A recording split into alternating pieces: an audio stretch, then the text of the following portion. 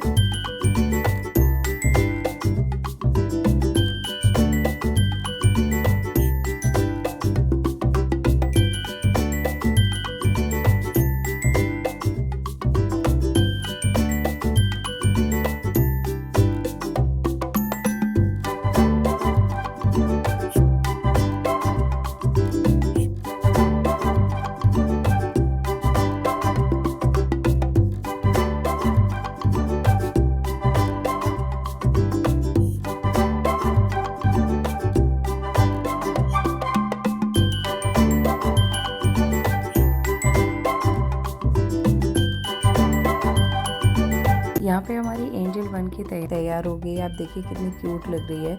आप ज़रूर एक बार ट्राई करें। आपको हमारा चैनल कैसा लगता है कमेंट करके ज़रूर बताएं। और जो हमारे चैनल पे नए हैं तो प्लीज़ सब्सक्राइब करें, शेयर करें, लाइक एंड कमेंट करें। Thank you.